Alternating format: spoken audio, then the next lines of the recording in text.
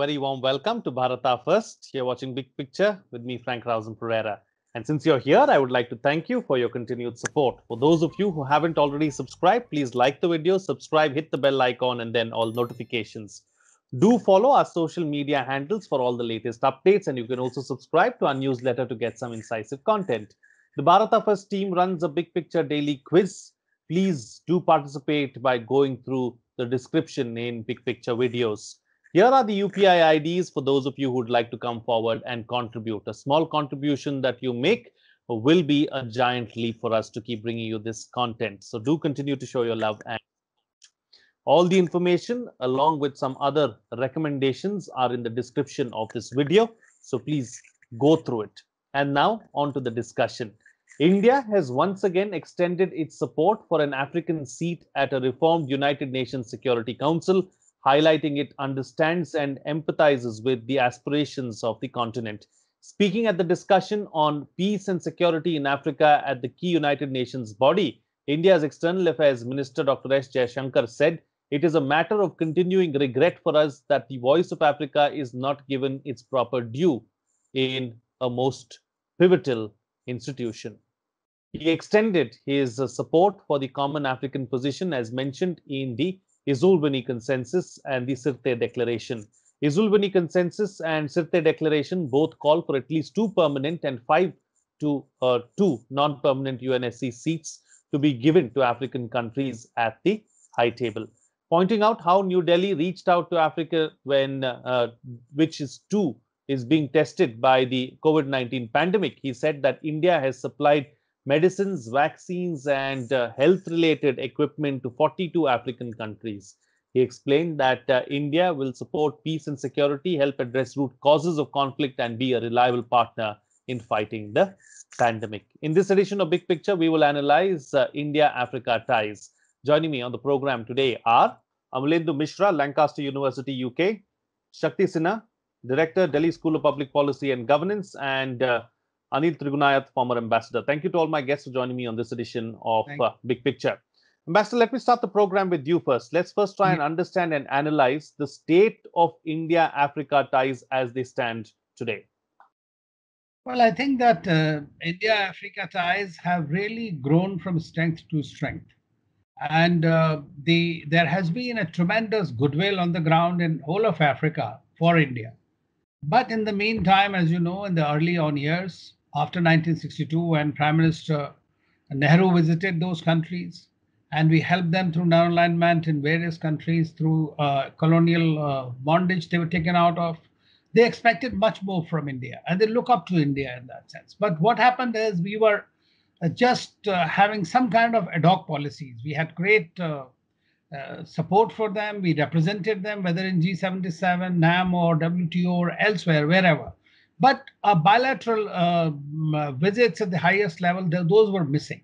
The interactions have been missing.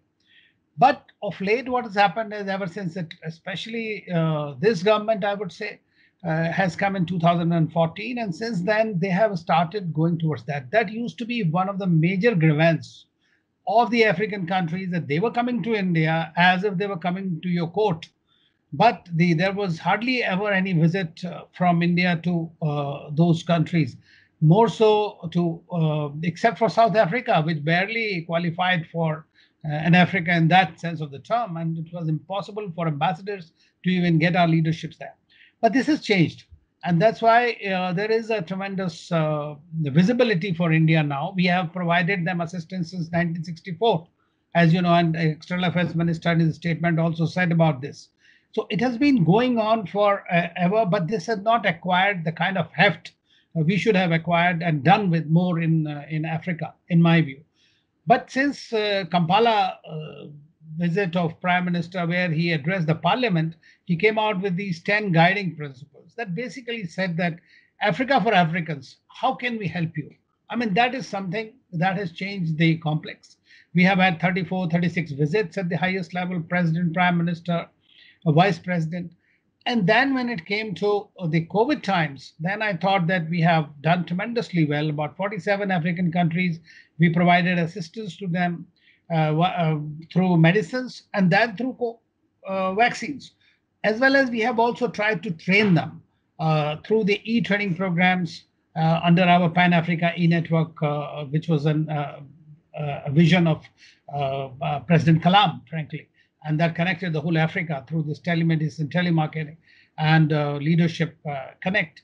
So we have done remarkably well. But this time, if you come to think of it, at this summit, which was held just now, uh, the uh, our foreign minister has taken a very interesting lead, and he has said that Africa has not been represented despite all the efforts in the UN Security Council. That means that we want the UN Security Council reforms to move on. He has spoken about Ezulwini Consensus, as well as the Sirte Declaration that clearly asks for seats in the permanent and non-permanent category for the Africans. So we have cast a lot with them. In the meantime, as you know, the Chinese have really gone ahead and done much more in Africa. Every other country is trying to get into Africa, like whether it is Russia, whether the Americans, whether it's the British.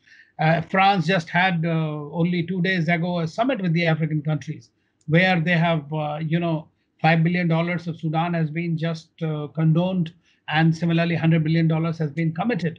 So, what India is trying to do is, in the African context, trying to reclaim its place as a major partner in their capacity building and their future, and as a partner and not as somebody who's going to dictate to them what happens. So that's the crucial difference between us. Trade can be much more. It is barely anything. Investment can increase, and I hope that whenever we have the India Africa Forum Summit Edition 4, we will have much more to do there. But today they look up to India. That is something that I have seen during my postings there.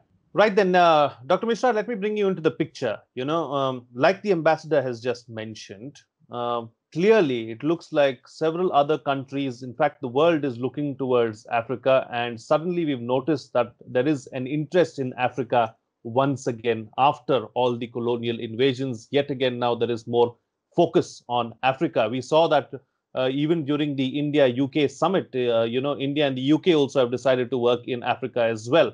What's bringing this sudden interest in Africa? Well, what I see here is a continuation of what was happening in the 19th and 20th centuries, and that is the scramble for Africa. Unfortunately, the international community is taking an interest in Africa because it realizes that it has got so much potential, resource potential. So if you look at China, if you look at European Union, if you look at United States, as well as India, so the relationship is primarily based on economic interests. And that is the reason why we are interested in Africa at the moment. But nobody is talking about development in Africa as such. The reason why Africa has remained poor, the reason why Africa has remained backward is because all these years, even in the post-colonial period that started in earnest in the late 1950s and continued all the way in the 1960s, did not really produce the degree of development, political development, economic development, or social development that was expected. So, what has happened all these years is each country, especially the former colonial powers, Ambassador mentioned about France, Britain is another player here, United States, Russia, Cuba. So, that was the politics during the Cold War period, how to exploit and gain political mileage. So, that is no longer there. That particular Cold War politics is no longer there. But what we witness here is Africa is becoming the playground for economic exploitation. We don't talk about how Africans themselves are missing out in terms of their own agricultural produce. Vast tracts of agricultural land in East Africa is devoted to producing food crop for Europe. Saudi Arabia has bought all massive tracts of agricultural land in places such as Mozambique, Madagascar, and elsewhere. And if you talk about the resources, especially in the heart of Africa, that is Central Africa, Rwanda, Democratic Republic of Congo, and Botswana, and elsewhere. So it is only the interest in the mineral trade that takes the forefront or the first seat when it comes to the external Western involvement. So, unfortunately, Africans, if you look at it from the African perspective, there is a reckoning that we are here to provide for these particular actors. So there is no distinction whatsoever. So there may be Chinese may be the bad guys, but when it comes to a comparison, Indians also fall somewhat in that particular trap. So the kind of negative hostility that we had in the past, especially in Uganda, in terms of ethnic cleansing of Asians, Indians in particular, is no longer there. Indians are taken much more seriously. But to suggest that Africans have completely become unaware of what is going on would be a misnomer. So, the bottom line here is that is the exploitation-led intervention that is taking place. Unfortunately, no one is taking seriously about Africa's health, for instance. When you talk about the stockpiling of the vaccines in places such as Canada, United States, Europe, Australia, and elsewhere, no one is talking about Africa. We're just talking about only 2% of Africans have access to the vaccines for the current pandemic. So that tells volumes, and maybe I would like to come back to that a little later. But let's hear what our other speakers have to say. Absolutely, absolutely. Mr. Sinha, let me bring you in now into the picture. Very, very interesting points of view, brought forth by the ambassador and by Dr. Mishra about, what the status of Africa is. All those who are interested in Africa, are they really interested in the, in the development of Africa as is being suggested, or are they only looking out for their own interest, or is this another big strategic geopolitical game that is taking place like we've seen in West Asia? I think the picture is a nuanced picture. Yes, exploitation is an issue. That's the main issue. Let's not forget that. And yes, people invest money. It's to make money. Why would I invest otherwise, right? At the same time, if you look at African development of the last 1.5 decades, particularly, African leaders have shown far more agency now than ever before. Now, the 800-pound gorilla in the room not mentioned is China, which is putting a lot of money, has put in a lot of money, either through state-owned enterprises, or a direct aid, or through the bigger companies like Huawei, or even small African, literally small Chinese MSMEs are putting in money and setting up plants there. So there's a varied picture going on. Indian companies are doing various things.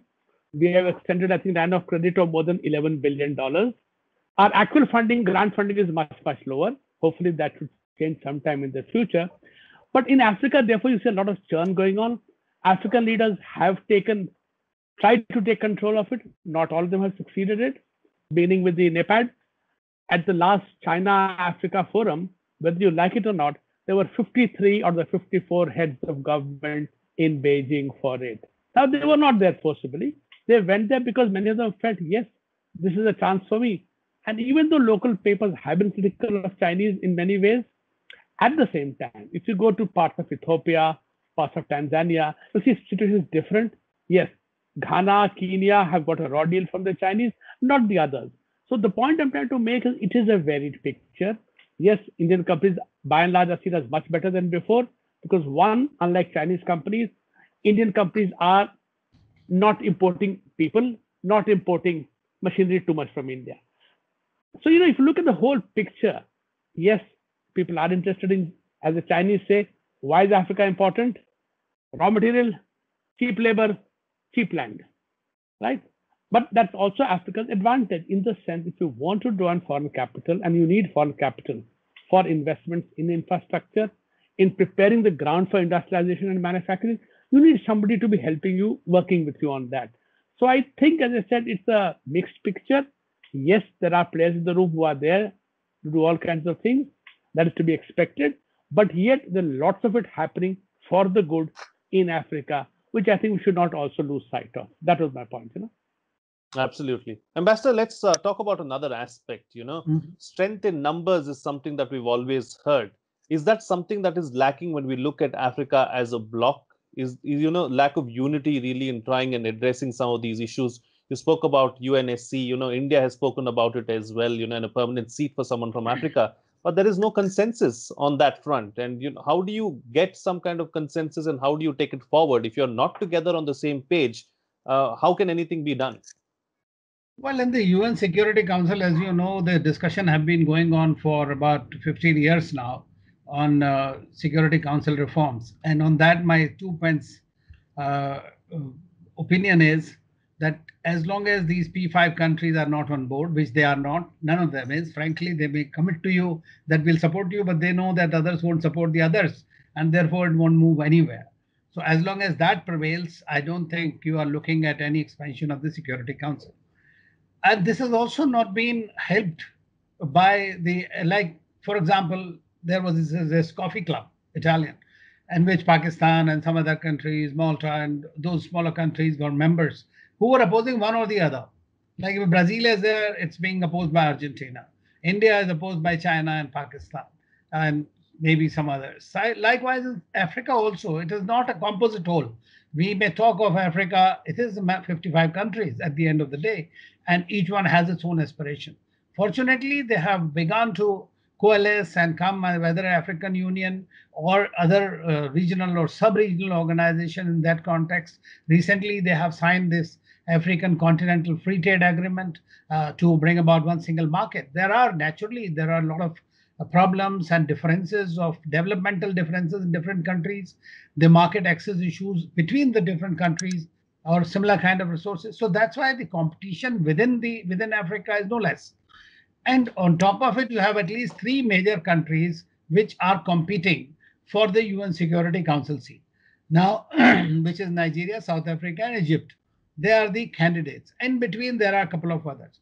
Now, they have a maximum seats they might get are two. So they have to, out of the three, they have to do two unless you have a rotational seat preference of the region.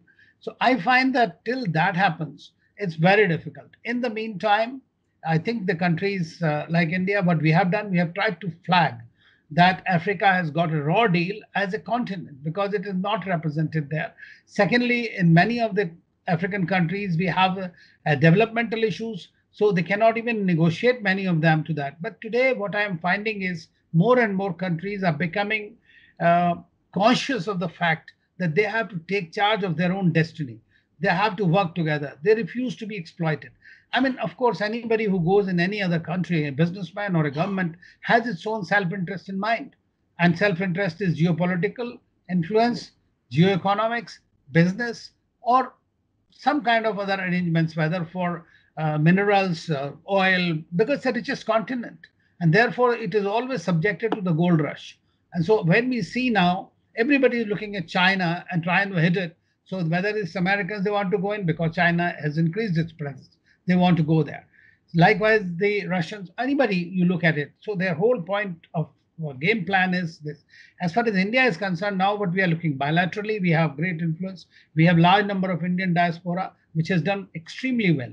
I can tell you about Nigeria. When I was there, President told me clearly, he said, look, after the federal Nigerian government, it is the Indian companies that are the second largest employers of Nigerians. So as was mentioned earlier by Professor, what the Chinese do is they bring in their own labor, they do everything projects. So that's where locals do not become an integral part of it. But at the same time, Chinese can do things at a much faster pace, take decisions much better. They have created monumental structures, whether it is roads, railway, ports, or buildings, foreign office buildings in different places. So they have long-term strategy and they have pumped in money. Now, earlier they were saying that they were falling into debt trap, the African countries. So there is but as you know that everybody, once you become smarter, you use that and you want to do something else, but then you can't do it on your own. So you want partners. Other partners are not there who have that kind of, I would say, deep pockets. So Absolutely. therefore, China continues to remain the major actor in Africa. And I doubt that it'll have any other. They have changed their track also. By the way, for your information, the foreign minister of China, every year, first week of the new year, he travels to African countries. That is that. They are the ones who started first, and I'm not praising it, but this is called thinking. They are the ones who started this FOCAC, the Chinese Africa Summit, right? Bringing all the countries together. And everybody else followed the thing, whether it's French, Indians, or anybody else, or Japanese for that matter. Japan is the biggest ODA partner, but it doesn't hold that kind of influence that the Chinese do have. That's why we have Asia-Africa Growth Corridor, which was targeting Africa, but that has not moved anywhere because we have these, I would say, cultural, perceptual problems or the bureaucratic delays, whatever one may say. But India is moving in that positive direction towards Africa, I think. Absolutely, absolutely. Amalindu Mishra, let me bring you into the picture now. And since we are talking about China, let's try and address that particular aspect as well. And how, can anyone take on China in Africa? China clearly has a long-term vision. They are going with a long-term plan into Africa. They also have deep pockets. So, does anyone have the deep pockets and the stomach to take on China in Africa? And what about the Africans themselves? They seem to be quite okay with dealing with China for the moment. Well, China got the upper hand because everyone else was sleeping, including the Africans. The European Union was not interested. Americans lost interest in it after the end of Cold War. And it was happening right before their eyes. If you remember the genocide in Rwanda in the early 1990s. And then after that, we had the kind of falling of one regime after another in Ethiopia, then breaking up of Somalia, and then Djibouti becoming a part of China's strategic interest, a part of Djibouti where China has set up its own military camp now, overseas military territory of China. Now the question is, who can engage with China, or who can give China a bloody nose? First of all, it has to come from Africans. I wouldn't say that Africans are completely happy with it. The general African is aware of the fact that how bad the Chinese have been. So it is a kind of new form of racism and colonialism they're experiencing in their own country. If you go to West Africa, in places such as Ghana and Nigeria as well, you would realize the resentment. The reason why China has had the upper hand because of the corruption. The masses may be interested in not having Chinese in their backyard or engaging in the exploitative practices that I was talking about earlier. But it's the regime which is glove in hand with the regime of a communist regime back in Beijing. So unless and until we break that nexus between the corrupt politicians and the Chinese regime, then whatever may be the African interest, it is not going to come to the fore. That's number one. Number two, the external actors, they have to play a big role. And what we are seeing is that the Europeans in particular are taking a kind of front seat in terms of managing African affairs. France in particular, the sub-Saharan African region in particular, is slowly going back into the French military fold, whereby it is making sure that any other external actor is not going to have an upper hand. And Britain is doing something similar in West Africa. So the only region that is problematic at the moment is the eastern part, where we have seen the collapse of Somalia, then breakdown of the Mozambique state, and the extension of Al-Shabaab region throughout eastern part of Africa. So that is a cause for concern. So what is going to happen here is that outsiders are going to take an interest in Africa, not because the Chinese are there, but because it is going to become problematic to maintain their strategic, economic, and other forms of interest, because Al Qaeda and Islamic State have found a base, and we have been hearing about what has been happening in Campo Delgado in Mozambique in particular, and the chaos that we have seen elsewhere in the Horn of Africa. Now, let me go back to something else that I wanted to bring on board, and that is Tanzania, where China has a massive role to play. And it has been doing that during the Cold War years. Now it has built the train line and so on and so forth. How is it being perceived? Yes, everyone is happy for the time being, but someone has to pay the bill. And slowly, there is a reckoning across Africa that although we might have had these highways, these bridges, these ports, these swanky new airport terminals, but at the end of the day, it is going to come from someone's pocket. And slowly, the African intelligentsia is coming to terms with it. If you look at the social media, especially the Anglophone Africa, the English speaking African part, there is a deep resentment against the Chinese, not against the Indian for that matter. Indians are considered in a kind of seen in a much more positive light.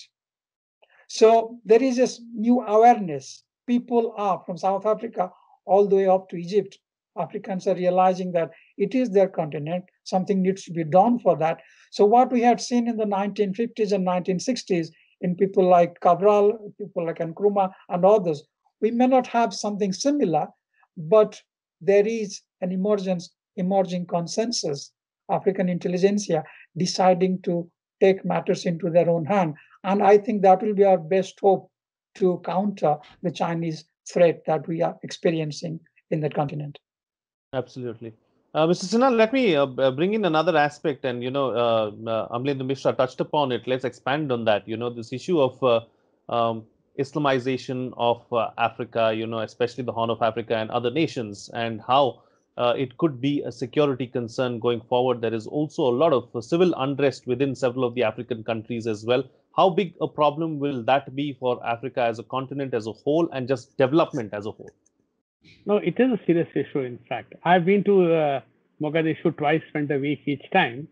I mean, they are not functional societies anymore. So, because of the very fact that Al Shabaab has become so powerful, and it's not just powerful in Somalia, but northern Kenya also, it's completely under their control. And if you see now again in Central Africa, Chad, and all what is happening, where they're massive. So this is spreading quite strongly there, has spread quite strongly there. And basically, it reflects a failure of the local government to really establish their credibility.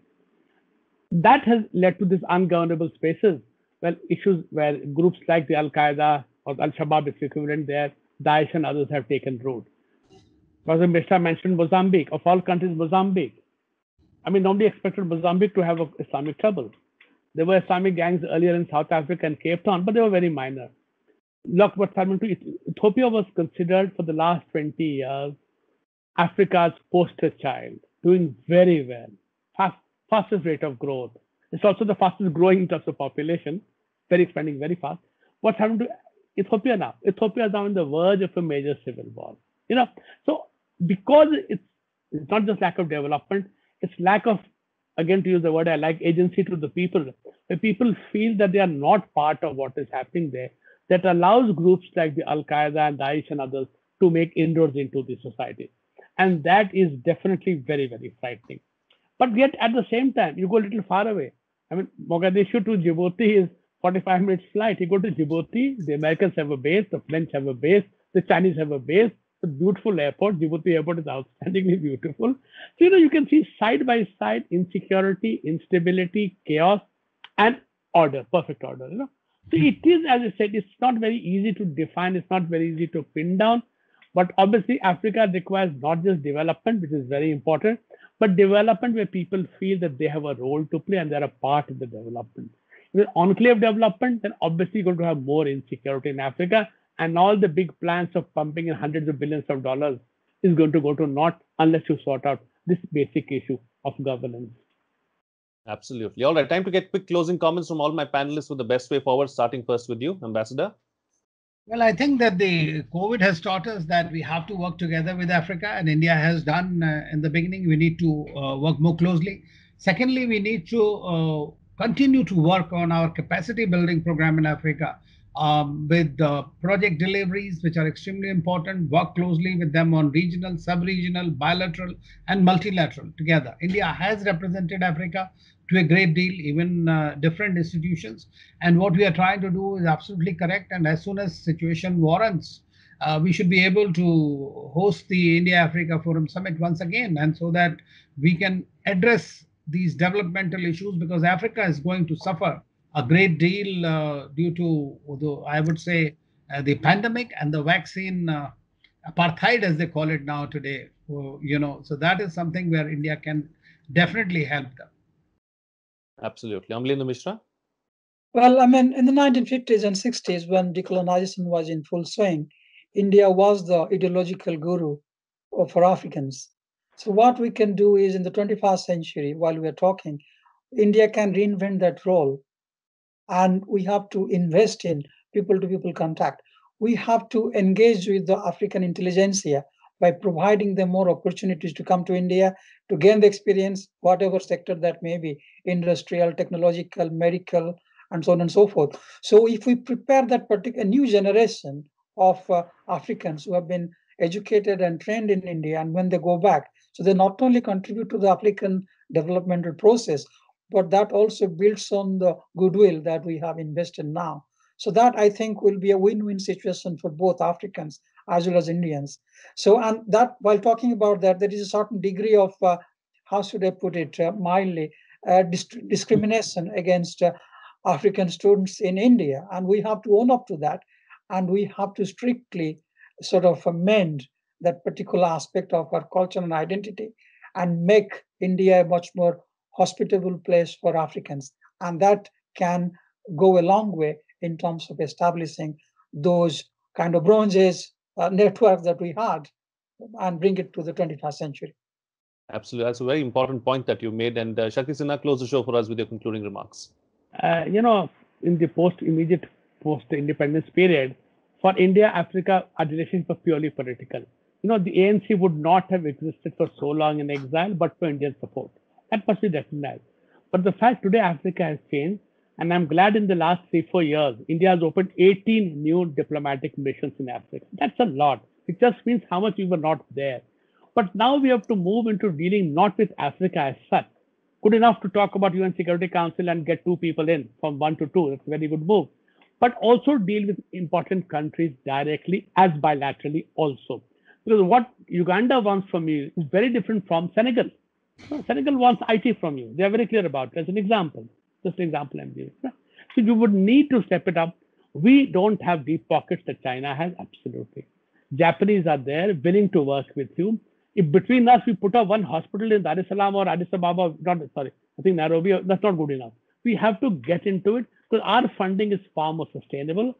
And the threat of India and Japan moving in has actually pushed the Chinese into actually improving terms on the new loans that they're giving in Africa, just for the fact that India is coming in. So I think India and Japan, UK, World Bank, you have to now rally together, form ad hoc this thing for each project, and actually deliver on something which is seen as serving their needs, demand coming from them, not I'll give you this. No, that doesn't happen. What is it that they want, where they feel you can fill in the gap? Let's do that. Absolutely. All right, gentlemen, we'll have to leave it at that. Thank you so much for joining me on the program and putting things into perspective for us. Well, what's coming out of this discussion is that Africa over the years has been neglected, but of late we have been actively engaging with the continent and making inroads. After the colonial period, the world lost interest in Africa, but ever since China has been playing a big part there, the focus has once again fallen on the continent. The world is only interested in Africa's resources and not really concerned about Africa's interest. And India has flagged the fact that the continent has got the raw deal and is trying to change that aspect. The Chinese model is risky, but what works for Beijing is the pace at which the products, or rather projects, are completed. This is something that the entire world and especially India need to learn about. Also, corruption is another reason why China has an upper hand in Africa. In the meantime, India has to continue to use its goodwill and work with nations bilaterally and with the grouping at a multilateral level as well. And that's the way to engage with Africa.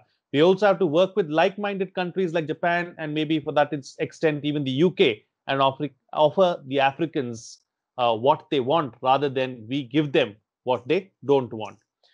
Once again, thank you for your continued support. For those of you who haven't already subscribed, please like the video, subscribe, hit the bell icon, and then all notifications. Do follow our social media handles for all the latest updates, and you can also subscribe to our newsletter to get some incisive content.